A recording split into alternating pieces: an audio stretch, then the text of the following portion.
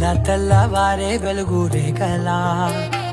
పచ్చ పచ్చ పచ్చి మట్టి బొమ్మలా అల్లి బిల్లి వెన్న పాల నురగలా అచ్చ తెలుగు ఇంటి పూల కొమ్మలా